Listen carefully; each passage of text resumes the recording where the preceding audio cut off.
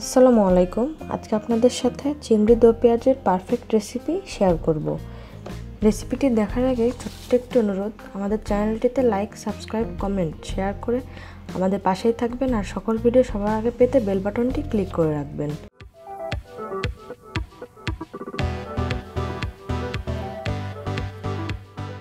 তো চিংড়ির দো পেঁয়াজ বানানোর জন্য কী কী লাগছে চলুন সেগুলো এক নজরে দেখে নেওয়া যাক।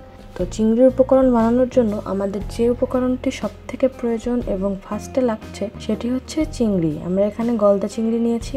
গলদা চিংড়ি আমরা এখানে মিডিয়াম সাইজেরগুলো নিয়েছি, ভালো করে পরিষ্কার করে ধুয়ে নিয়েছি। তারপরে নিয়েছি হলুদ, শুকনো মরিচের গুঁড়া, এখানে নিয়েছি জিরা গুঁড়া পরিমাণ মতো এবং লবণ। এখানে আমরা পেঁয়াজকে লম্বা লম্বা করে লম্বা লম্বা করে কেটে নিয়েছি। পেঁয়াজকে মরিচও লম্বা লম্বা করে সুন্দর করে কেটে নিয়েছি এবং তেল। তো আমরা ফার্স্টে চুলায় জাল ধরিয়ে রেগুলার তেল দিয়ে দিয়েছি। তেলটা গরম হয়ে আসলে আমরা ফার্স্টে দিয়ে দিচ্ছি পেঁয়াজ কুচি। দেওয়ার পরে আমরা একটু নাড়াচাড়া করে নিচ্ছি, সুন্দর করে নাড়াচাড়া করে নিয়ে দিয়ে দিচ্ছি আমরা যে লম্বা লম্বা করে মরিচ কেটে রেখেছিলাম সেগুলোকে। মরিচটা আপনারা আপনাদের পছন্দ অনুসারে দিবেন, ঝাল যে কম বেশি খেলে কম বেশি দিবেন।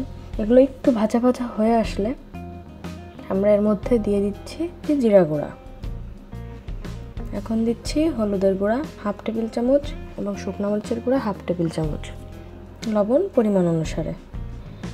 এগুলো দিয়ে আমরা নাড়াচাড়া করে নিচ্ছি। নাড়াচাড়া করে নিয়ে আমরা চিংড়ি মাছটা দিয়ে দিচ্ছি।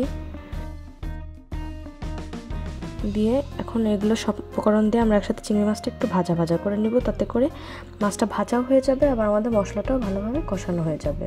আমরা সুন্দর করে নাড়াচাড়া করে নিয়েছি। দেখুন এভাবে করে চারিদিকটা ভালোভাবে নাড়াচাড়া করে নেবেন। দেখুন আমরা ভাজা ভাজা করে নিয়েছি, দেখতে কি সুন্দর লাগছে। এটি দেখতে যতটা সুন্দর লাগছে, রান্না করার পরে দেখতে আরও সুন্দর এবং সুস্বাদু মনে হবে। এখন আমরা এর মধ্যে দিয়ে দিলাম ঝোলের পানি। নর্মাল পানি অ্যাড করেছি, নর্মাল পানিটাই অ্যাড করবেন আপনারা। আমরা পরিমাণ অনুসারে নর্মাল পানি অ্যাড করে নিয়েছি। দেখুন বলক উঠে এসেছে, আমাদের রান্নাটা প্রায় কমপ্লিট হয়ে এসেছে। আমরা এভাবে সুন্দর করে মাঝখানে একটু নাড়াচাড়া করে নেব।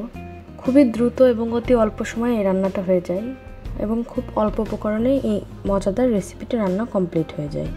আপনারা যারা এখনও এইভাবে চিংড়ি মাছের দো পেঁয়াজি ট্রাই করেননি অবশ্যই করবেন, ইনশাল্লাহ নিরাশ হবেন না।